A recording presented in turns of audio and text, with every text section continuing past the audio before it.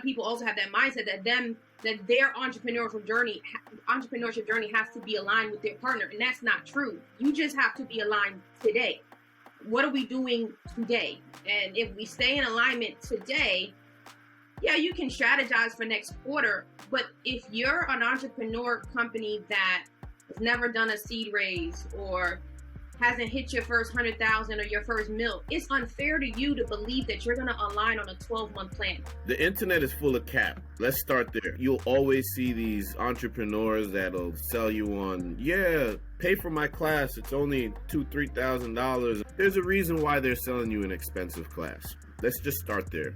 And unfortunately, I see so many people getting caught by that. And then even if they don't buy the class, they operate under the assumption that if you have a great idea and you have a good business, that within the first year, boom, you're a millionaire. Most successful businesses, especially smaller businesses where I actually know the people who started it, most of these businesses have been in operations for years.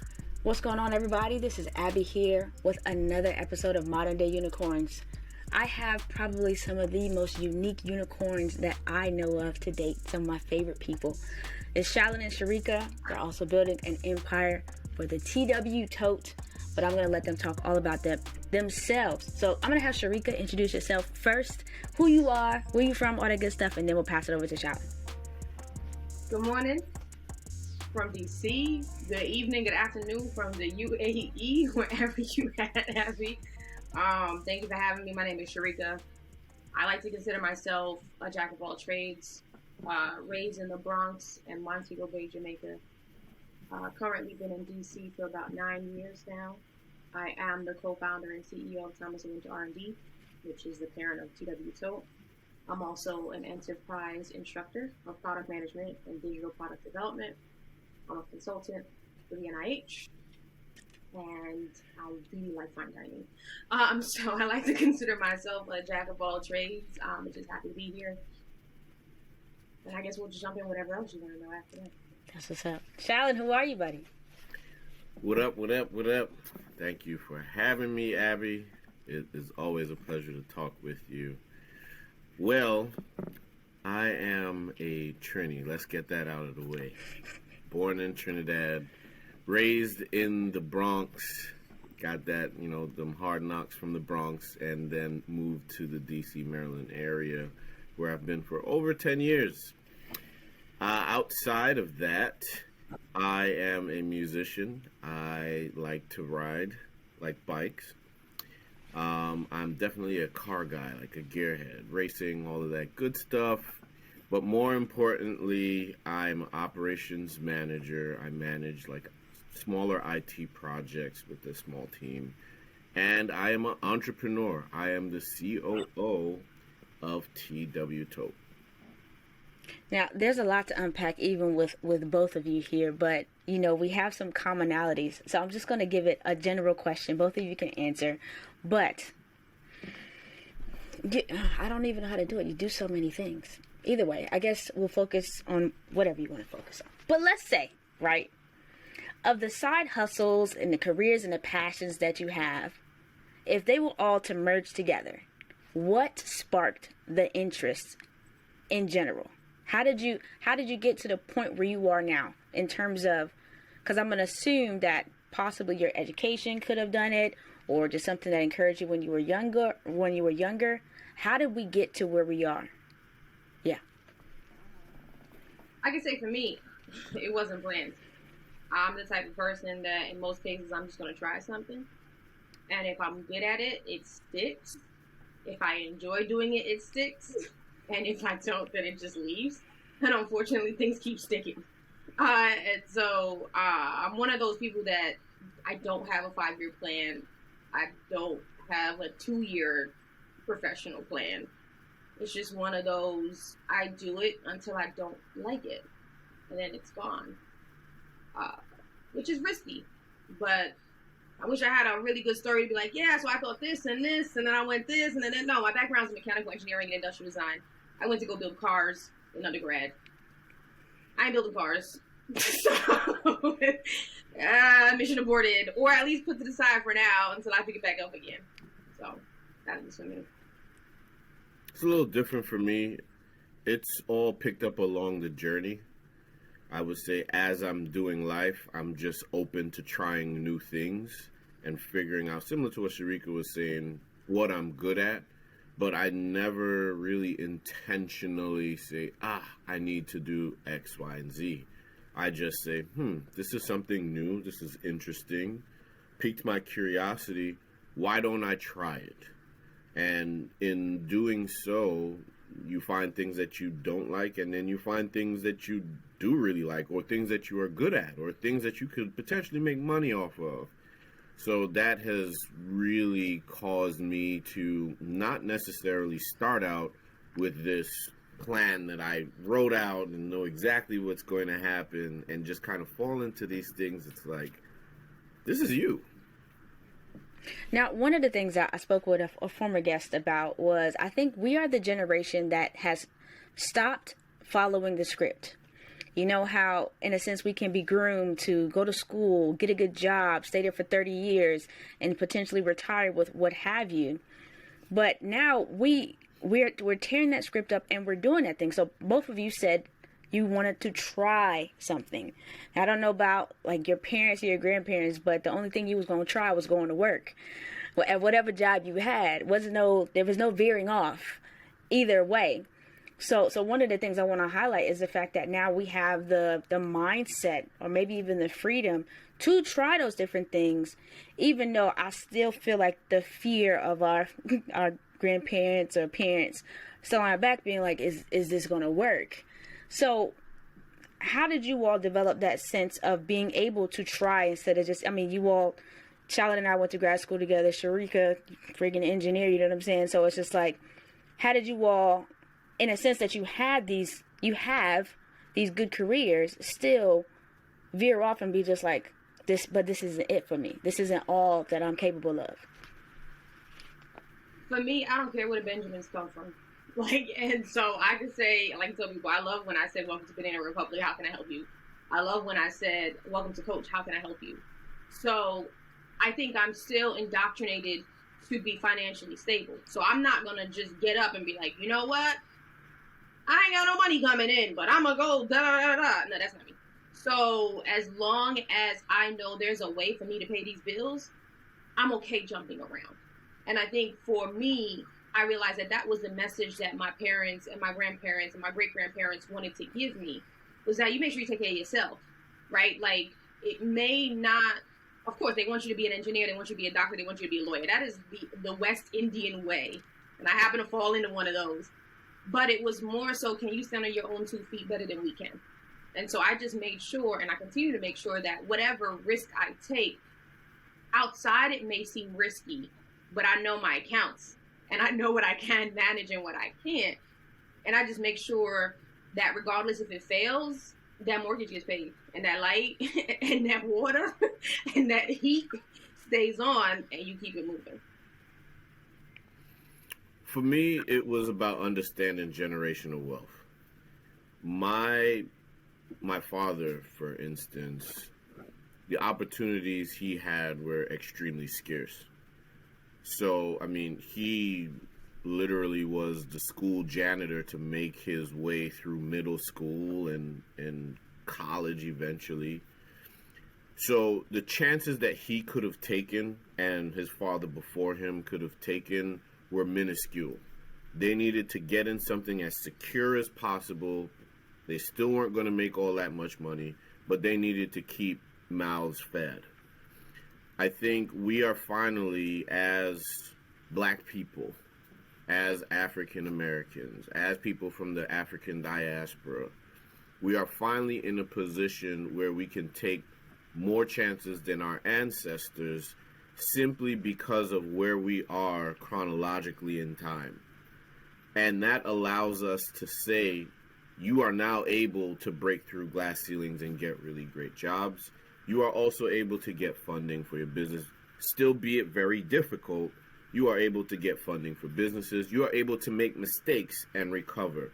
And I think that is what our grandparents didn't really have. If a mistake was made, it was hard times for years, versus if a mistake is made with us, we can bounce back in a couple months. You can go drive Uber, you can drive Lyft, DoorDash, whatever you have to do to make ends meet, you can do that. And then also understanding how education works. You go, you get the degree, you can get the job that pays you well. And if you're good at it, you will eventually reach a place where you can manage that work, do a great job, but you have enough money left over and enough time left over to explore your passions and to explore the other avenues of who you are outside of just that 9-to-5 job. So it's just a lot of things coming together perfectly in sync for Black people to win right now. So I wanna touch on that really quickly, and this is not to make a debate, but I also think that where we are, there's some of us who are just privileged, and for me to deny my privilege as a Black female would mean that I dismiss the struggle of some of my other Black females out there, right? Like, some people want to pull themselves up and they can't. Some people want to get out of the struggle, but they can't, right? I think some of us have been granted that opportunity, to Shallon's point, and we can soar with it. But I also think we still live in a country that, at least for me, as a Black woman, even as an engineer, you still question whether or not I can or I can't, right? And so I just want to make sure that the audience doesn't want to receive, like, you can do anything. America don't really care about that. You might get a little speck of privilege and you should exploit the hell out of that, right? And if you get it, exploit it. But understand it's kind of like a merry-go-round. And sometimes that horse comes around and you better jump on it, because you don't know when that horse is going to circle back around, because some of us really do just get exposed to that certain thing or that privilege that some people just never get the chance to. I can totally agree with that in terms of, where I am right now. It was definitely an opportunity of exposure due to the privileges that I have had. Being able to teach and now just live abroad is not something that I ever had in mind, or something that even crossed my mind or my network until it was the opportunity that I had to travel that introduced it to say, this is a thing. So some stuff is still very hidden, and just being exposed to being in certain circles definitely introduce you to other possibilities. So as we transition, I would love to dig a little bit deeper into some of the ventures that you all have taken together, because I feel that it is like a great thing to do that a lot of us just haven't had the experience. We're all just consumers, but we don't produce anything. So how did you all begin, in a sense, like you can explain kind of like what you've produced and how that even came to be? Go ahead, Shallon. So the overall company is Thomas & Winter Research and Development. And really how that came about, Sherika and I were friends prior. And we used to grab nachos once a week and just complain about work, to be perfectly honest. It's just what happened at work today, what you like, what you didn't like. And there was one particular time we sat down and it was like, oh my goodness, what a day. And that particular day, my CEO, mind you, this is like a $2 billion company. My CEO, I went to meet him, and after I met him at lunchtime, he was leaving to go play golf. And I still had a full day of work. And he was going to clear $2 million and probably another $2 million in incentives that year. And I'm like, why is he leaving middle of the day to play golf and I got to work so hard? So when I sat down with Sherika, I was just saying, if I want to be in this guy's position and make that kind of money and be able to play golf or do whatever I want with half of my day, it might take me 30 years. It's ridiculous. I think between the two of us, we are smart enough to start a company doing what? I'm not 100% sure yet, but we can do something that would eventually allow us to have this kind of lifestyle. I don't mean making tons of money, but a lifestyle where if you want to work half a day, you can, and you still can take care of yourself and your bills. And she reluctantly was like, I don't know about it, but I guess to help you out, I guess. And fast forward to today, we've had 3 ventures up to this point. One being Slipguard, which is sexual health product. 2 being our flagship, TW Tote, which is a personal carry brand. And then 3, Journey, which is a brand specifically catered towards fatherhood and the Black fatherhood experience. And it's been a whirlwind of a journey, to be perfectly honest with you. Every single day is like you're going to school all over again and learning something new. There's just no way for you to sit down in a class and get all of this stuff. Everything's new every single day. But the one thing I will say is I wouldn't be able to get this far if I didn't have an awesome partner, right? I see a lot of people trying to go the entrepreneurship route and doing it by themselves. And I simply don't understand it, because there are days where you're at your lowest and it's only your partner who's in the trenches with you that can pull you out. So the partnership has been one, if not the greatest piece or secret to our sauce as to how we make these businesses work.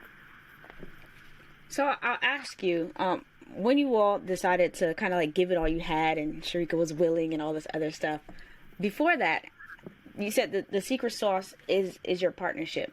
Can you give me just some insight into maybe what you all saw in each other to realize that, all right, this person's 100% down and I can rely on this person? Because I think, like, it's the secret sauce, but it's also like sometimes the explosion in certain ventures and things of that nature. So what qualities did you all see in possibly one another to say, all right, this is the person I'm going all in with? I think for me, I didn't know Shallon's work ethic at first, right? So I'm gonna be honest with y'all. It's not like I sat here and was just like, yeah, this man can just knock this thing out. I didn't know. I think Shallon touched on a good point where I was just like, all right, he needs somebody to help him. And for me, it was a matter of, if I can help, if he has these ideas and my engineering background can get these off the ground. I'm not a creative, right? I'm a reverse engineer. You show me something, I can show you how to make it better. But if you want me to just come off something off the dome, that's not where I live. And so I felt like that was the safest thing for me to try, to see if I could bring something through. Right? I knew that Shallon was this big idea. Like, he always had an idea about something. And I always gave him the side eye, like, bro, what are you talking about? Right? Like, and so his blue skies, and I'm just like, shoot, let's drop those. And I knew I don't blue sky. And so I think for me, it was this person doesn't have a skill set that I have, and vice versa. There isn't any harm. And our contract was set up that way between us. Like, it wasn't friends helping each other. Now, you're right, you're going to sign this contract, and we're going to put X amount of money in, it's going to be X amount of time, and we're going to see if this thing works. But it was really a matter of the opposite, because it didn't make any sense for me to be like, oh, let me go do this with another engineer. I don't need that help. Or they may not need my help. It was more so seeing if I could own a lane of something, and if he could own another lane, and see if that worked. Yeah, I would add to that and say we had a relationship where we could be pretty transparent with each other. So, if something wasn't going right, hey, this is not going right. Or it's like, yo, you need to tighten up, because this has been due for 2 weeks and it hasn't been done. I think a lot of the partnerships that I come across are fairly lopsided. So it's like one person trying to dominate all the time. They don't want to listen to anybody, or they just want to do their one thing. They want to be the ideas guy, and they think that the ideas is worth 90% of the work, and the other person is in the trenches doing everything, and they think because they had the idea that the other person should do all the work, and it doesn't go that way, right? And being able to be vulnerable with your partner, to truly express yourself and say, this is what I like, this is what I don't like, these are my fears, these are the problems that I have. All of those things will help you get to a place where you can really move one band, one sound, in good times and in bad. And I feel like a lot of partnerships, that's what's missing. Abby, I don't know if you know this, but we dismantled Thomas and Winter at one point. I did not know. I set my resignation and I was like, I'm over this. I left for a while. That had been about 4 or 6 months. Of just, well, good. I'm good. And so that's also having those honest conversations with yourself, right? To your point. What kept it going? It's really a matter of, do I still want to be bothered with this person? Shallon will tell you, we don't get along every day. We don't get along every hour. But something needs to get done. I'm gonna suck it up and beat it. Like right now, you don't know if Shallon and I are friends or not. We happen to be on decent terms, but you wouldn't know because it's like, well, we gotta do something. We gotta do it. It is what it is. It's for the business. You keep moving, and it's that mindset. If anything, to your original question, I would say, if anything, it is that I know Shallon gonna do the work for the business. Whether he likes me as a person, he gonna do the work for the business. And I would say that he would think the same for me. Whether she likes me as a person, she gonna get the business work done. Because this is business. And that is something that I think a lot of partnerships in business lack. They'll take the personal, this person hurt my feelings, and not get the work done. And then it falls apart because it becomes about you. Versus, this person don't like me right now, but I still need them to do what I asked them to do. Then they better answer the phone because I need it done. That type of thing. Well, I mean, that was like the perfect segue into the next question that I had. Like, how did y'all overcome fears and challenges? But having the baseline of being like, this is for the business, whether I like you or not, or feelings and all the other stuff get involved. Having a person that you know will fulfill the obligation over, you know, whatever they are trying to hold against you. So that's pretty key. I would say to that point, right? Sounds like we both were very unaware of our emotional states in the beginning. We didn't know how you feel about the people. You don't really know how you feel about something until somebody starts pushing your buttons. And you'd be like, I thought I was okay with that. Rage, I'm not. Right? And yelling it out, screaming it out, cursing it out, let it settle, and then come back to it. Mm. Yeah, I mean, I think there's a measure of a baseline of understanding who you're dealing with, right? Because there are those people that the minute something gets hard, they pull the plug instantly. Or they rush into something and they realize it's hard work and they rush right out. So at a very basic, in a very basic space, I knew that wasn't Sherika. I had seen her deal with, you know, hardships prior and find a way to push through. And once you get into the entrepreneurial world where, you know, people are depending on you so that they make a check, or, you know, you have people checking in on a quarterly basis, how's the business going? And you got eyes on you, right? It's difficult, even in those moments that you're like, you know what, I'm done, I'm out. It's difficult to then wake up the next morning, know that you have somebody that's dependent on that check, or somebody that's going to check in and make you accountable and say, yeah, I gave up, right? So having a partner that, you know, at a basic level is willing to fight through the hardships that they encounter takes you a long way. So like Sherika said, there are times where we will both be like, you know what, screw this, screw you, goodbye. And that might happen for the night, but by the next morning, those orders got to go out. You know what I'm saying? So we'll suck it up, we'll get the work done, and then we'll unpack at some point in that day, like, okay, well, what really happened yesterday? What triggered you to feel this way? What triggered me to feel this way? And over time, what we've noticed, most of the issues, personal issues that we may have, is really around communication. Right? And once we understood how to communicate at a much higher level, the business became more efficient, our friendship became more efficient, and there was a lot more congruency. Not to say that's always perfect, but understanding how to communicate at a much deeper level took us to higher heights. I can say for sure, as a person who is venturing out into her entrepreneurial journey, not having a partner or somebody to push me, I'm probably more emotional than I would have been if I did have somebody being like, what are you doing? And I'm doing what I want. I'm watching Netflix today. I am just going to sit in my underwear and do nothing type deal. So I can appreciate what you all have built, but I mean, I guess I can say it's not necessarily for everybody, in certain circumstances. But it's something to consider. And I think that it's trial and error too, as well. Like you all, I think it was a blessing that you all actually, found each other in that right. But yeah, I can for sure. Anyway, but I would say for me in general, and I appreciate the opportunity I have with you all, but I work well with accountability. So there are certain things I will not make my own content. I will be late. I was supposed to release a podcast today. Didn't do it. Right? I'll be late with my own content, but I will not mess y'all up. You see what I'm saying?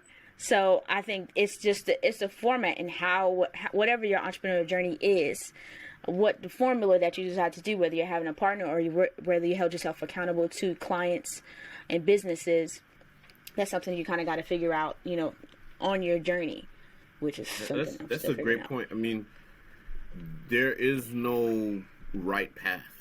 So for people hearing this, like, oh, well, I'm by myself, I got to go find a partner. That's not necessarily true. That's true for our story, right? We found a nice groove and it's working for us to start scaling. But like you said, Abby, it's completely different for you as a solo entrepreneur, and you're doing well, right? So everybody's journey is going to be different on the entrepreneurial path, but understanding yourself and how you work is going to help you along that path. You were just able to detail meticulously, what your strengths and what your weaknesses are and how you balance them. And it's the same thing with having a partner, having that kind of conversation so that you can balance your strengths and your weaknesses. But there's no perfect path for anyone. You just have to decide what you think will work best for you and give it a try. And I will say that Shallon's individual path is not my individual path. There are many things that we have chosen today, November 21, to disagree and commit, knowing that we don't agree on it now, but it's not present. And so we'll leave it out in the future. And maybe once a quarter it's going to come up and we'll, and then we'll say, well, is it really, or is it present? No. Okay. Disagree and commit. Right. And so a lot of people also have that mindset that their entrepreneurship journey has to be aligned with their partner. And that's not true. You just have to be aligned today. What are we doing today? And if we stay in alignment today, yeah, you can strategize for next quarter. But if you're an entrepreneur company that has never done a seed raise or hasn't hit your first 100,000 or your first mil, it's unfair to you to believe that you're going to align on a 12-month plan or an 18-month plan or a 24-month plan. Like when you project to investors and they start asking you for 12, 18, 24 months, it's really a matter of seeing whether or not you thought about it. It's not even a matter of whether or not they're going to hold you to it. It's just whether or not y'all argued about it yet. And what are you willing to say in front of me? Right? And so keeping that in mind, that 12 months from now, I might be like, yeah, I'm good. And Shallon might be like, I'm good too. And we out. And that being okay. Right? I think that's one thing that entrepreneurs don't give themselves the freedom to say, it's okay that I have a bad day and a bad week. I need to give myself a threshold to say, if I have a couple bad months, okay. But we may not be aligned on everything, and that is not a problem. So I'm going to ask if you all can just give a quick description on how long you've been having Thomas and Winter and how business is doing, because I don't want the listeners to think that y'all linked up last week and now you got logos and everything and products, but I really want them to understand the journey that it has been to this point. So Thomas and Winter was founded on June 6, 2014. Thomas and Winter released his first product 2014. Its second product in 2018, and its most recent product, it was a joint venture in 2021. So we are, 7 years in the making. I would say the last 2 years have been the most influential years for us. it took at least 4 to 5 years to figure out how do you even describe what Thomas and Winter is. Start there. And then what does it do? And how does it do it? And so we hopefully will see our first 6-figure year this year. And I say that in full transparency because you go online, people say you put 10,000 in, you get 100,000 out. And you're like, yeah, first 12 months, I'm now a 6-figure company. That's not how this works. Shallon and I put money in every year since 2014. And I'm talking at least 5 figures each person since 2014 to get where we are now, to get to the first year where the business has been sustaining itself without our cash, which is huge. Like, we didn't have to go in our own pockets to sustain it. But every week we have that conversation like, yo, so you got that five G's? No, we don't need to get IBET. Right? So and then we go back. And so it's definitely an uphill battle, and the pandemic flipped us upside down. You know, we had a strong team. If we didn't have the pandemic, we would have hit the 6 figures long time ago. But it flipped us upside down. We had to get rid of our whole team. We had like a team of 6, and we went down to a team of 1, plus Shallon and Sherika. So we were strategizing and doing the work. And we built that in the last year and a half to have 7 now and still be able to take care of itself. And so it's a journey, to your point. Like, don't believe the hype that money goes in and then money comes out. No, money goes in and money loses. Shallon and I want to say it was last year. Was it last year, Shallon? I want to say it was last year. We lost like 20 stacks. Like, and it was just like, wait a minute. I don't know what to do. That was my money. That was your money. That wasn't company money. It was Thanksgiving. And we literally sat in mourning. Like, we broke. But you suck it up, and you're like, I bet it is what it is. So it really is one of these, and we're finally starting to come out. Yeah, I mean, the internet is full of cap. Let's start there. So there, you'll always see these entrepreneurs that'll sell you on, yeah, pay for my class. It's only $2,000-$3,000, and I'm going to show you how I turn this to 100 million or whatever in 6 months, a year. There's a reason why they're selling you an expensive class. Let's just start there. And unfortunately, I see so many people getting caught by that. And then even if they don't buy the class, they operate under the assumption that if you have a great idea and you have a good business, that within the first year, boom, you're a millionaire and you sell your business and you go live a happy life on a beach somewhere. And that's not it. Most successful businesses, especially smaller businesses where I actually know the people who started it, most of these businesses have been in operations for years. And what's more important than that, by the time you hear about the person's business, either they failed a couple times and finally started one that worked, but they have the experience, or they've been with that one business 5, 10, 15, sometimes 20 years. By the time it makes it to TV or an ad that you've seen, they've been in the game a while. So I don't want people to be confused. Yes, there are businesses that you'll start today and tomorrow you're a multimillionaire, but that is a very minute sliver of the businesses that are out there. Many of us, it's going to take years, but that's the process that teaches you the most. If you start a business today and you make $1 million tomorrow, you don't know how to do it again. You got lucky. But if you go through the trials of failing or misunderstanding and then eventually figuring out what works and scaling, even if that business goes to zero, you know how to do it again 10 times. And that's the important part about being an entrepreneur that a lot of people don't understand. I want to share a statistic. The revenue, the average revenue for a Black female-owned business in 2020, I believe, is $25,000 for the whole year. Like, cats are not telling you what's going on in these streets. Like, the whole year, right? And when I heard that statistic, I felt better. Not that I felt better that we just couldn't figure out a way to explode, because we can have a whole other podcast on why I believe Black women businesses don't get funding and that's what's skewing the numbers. But I felt better in that the hustle isn't so separated. Like, we're all in it. And the fact that I didn't hit it yet and holding that title, it was like, all right, it's not that bad. Keep going. Keep going. And so remind yourself of that. Like, if in 2020, the average was 25 stacks for the whole year in revenue, you are right. And I want to clarify, we didn't lose 20 stacks in 1 year. We lose 20 stacks it was 48 hours. It was literally 48 hours, 20 stacks disappeared.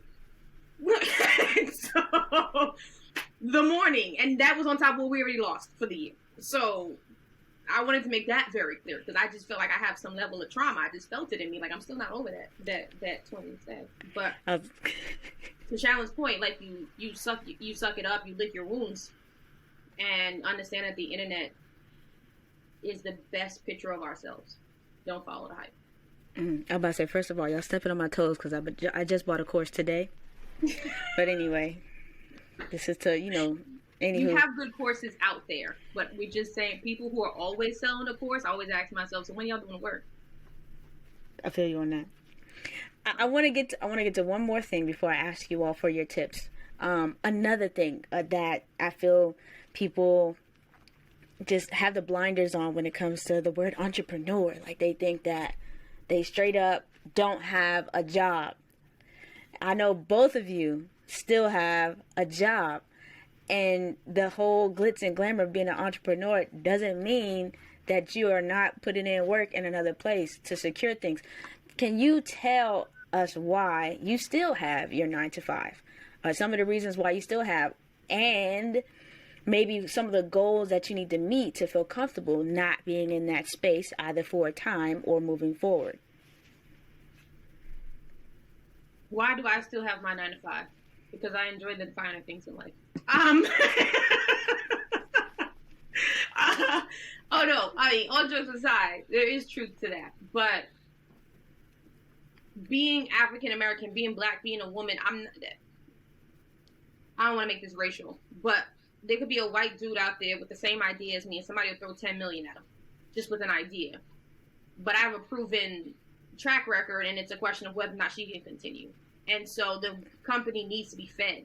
And in so many ways, I have to feed it. And so it becomes a child that gets fed off the back of the other check that I make. And so until the company, and this is what I tell Shallon, until the company can feed me, then I can't leave, because we have an obligation to the people that we've hired that their food on their plate is always going to happen. Like, it's always going to be there, even if it comes out of my own personal check. And we thank you for that. Right? And so you can't leave. I'm going to be the last person to leave. Shallon's going to leave before me. I'm going to be the last person to leave, because at that point, that means that I feel comfortable that Shallon's eating, you're eating, everybody's eating, and now I can get to the table. I mean, servant leadership is important. And one of the biggest issues with the idea of quitting your 9 to 5 job, jumping on the speaker and saying, I quit, I'm starting my own business, and starting your business, you're in for a rude awakening. Because in the beginning, that business is going to suck so much money out of you without you seeing a dollar in return, that you're quickly like, okay, I still have to pay my bills. And to Sherika's point, once you start growing a team, you want to make sure that their pockets are secured first, because they become the engine of your business, not you. You're just the brainchild. This is the direction we're going in, but now you need the people to push the rock up the hill and get there. So if you quit before your company reaches a place where it can sustain your workers and it can sustain you and your contractors, what ends up happening? You're gonna choose yourself. You're gonna say, well, my mortgage is due. I know I gotta pay such and such X amount, but I gotta get my mortgage. So I'm gonna just take this money and put it towards my mortgage, right? So, but servant leadership is the complete opposite. Servant leadership is gonna say, I need to pay such and such because they got mouths to feed. They were dependent on this money to do X and X. If my mortgage doesn't get paid, my mortgage doesn't get paid. So to keep from having to make those hard decisions, we chose to stay in the 9 to 5 world. And again, we will get to the place eventually where we can leave that 9 to 5 world. But we need to know that there's enough in the bank that if we have another coronavirus, we can pay everybody else out for a year. We can still take a decent salary, maybe a slight cut. But we have to reach to a place where we know financially we're stable enough that we can continue to serve the people that work for us and then take care of ourselves. Anything other than that, in my opinion, is just premature and it's emotional. When you hear people say, I'm about to be an entrepreneur, I'm quitting my job. When you unpack that, you realize they don't know the journey. They are moving off of emotion that they hate the job or they just want to try something different. And they have no idea or inclination of the path of entrepreneurship that they're about to go on. And so, just to finish that up, there's a big difference between being a serial entrepreneur and building a small business. Decide which side you want to be on, and don't invite nobody else to sit at your table if you can't feed them. Now, like I say, I can totally agree with that, because even to date, I'm considering getting another job, just because it's a situation when you have to, even just taking care of yourself. Money is spent really quickly. Money is spent really, really quickly. And so it's just like, okay, if I'm not recouping as much money as I'm spending, I need something else to kind of supplement this situation. So that's one thing that I'm learning, because sometimes you can't demand what you think that you want, or that you can't even demand what you need, because if you're brand new to the situation, anybody paying you no attention. So if you all put in 7 years and you just now getting some attention, if y'all had quit 7 years ago, it wouldn't have been anything that it is today. So with that being said, I appreciate the 40 minutes that you spent with me already, but I have to grab some more tips out of you. We've discussed some great things thus far, but I would like 3 tips from both of you in whatever area or category that you want to give for the people that they can, walk away with and possibly implement as soon as tomorrow. Cool. I mean, I would start by saying, get a greater understanding of yourself. Own your weaknesses. This is all one tip. Own your weaknesses and gain a better understanding of your strengths, because that's how you will leverage yourself in any situation, whether it's a 9 to 5 job or becoming an entrepreneur, is understanding those two so that you can be real with your partners or your contractors or whoever it is, and figuring out where you really fit. The second one that I would say is just start. Prior to Sherika and I starting, I had some of these ideas in my head for years, and I never took any steps towards actually making it a thing. So like Sherika said, at that point in time, I was just the ideas guy. Oh, I should do this. Oh, we should do that. And I come across so many people like that. And I'm like, okay, well, have you put $1 towards it? But you're trying to get me on board, but you haven't done anything. So just start, right? There are so many $1 million ideas out there that I hear, but the piece that's missing to that puzzle is they don't start and do anything. And then lastly is commit and stick with it, right? So there's the next level of people who actually start something, but quickly realize it's hard work. It quickly realize it's not fast money. Quickly realize there's a steep learning curve and there's obstacles that will make them uncomfortable. But it's in that uncomfortability, if that's a word, that you grow. You don't grow by doing what you've always done and what you're good at. You're going to grow and be successful by trying things that will push you and that will give you those butterflies in your stomach and say, oh, I really don't want to do this, but I should. That is where you are going to find what you're good at that you don't already know. That's where you're going to launch and stick with that business that's going to give you the generational wealth that you're looking for. And that is the secret sauce, to be completely honest with you, to living a successful life. Just be comfortable being uncomfortable and stick with what you're doing. One, I would say, is focus. One of the things that I've picked up from my mentors, or those that I think are mentors of mine, pick a lane. I be in everybody's lane all the time. And the scatter doesn't help move me along. I would say, figure out what you want to do and focus on that, and give it time so that you can figure out if it works. Don't neglect your emotions. If you don't like it, it's okay. Just understand that there should be a limit of how much time you don't like it. And that's platonic relationships, business relationships, like yourself. Give it a time period to say, my dislike has to stop. And lastly, my favorite is failure is always an option. People see that as being pessimist, but I'm always like, yo, a plan is only a plan until you get punched in the face, right? And then what? And you can always get punched in the face. You'll never be ready for every blow that comes. So be okay with failing and being like, man, that hurt. Am I going to continue to get punched in the face? I might.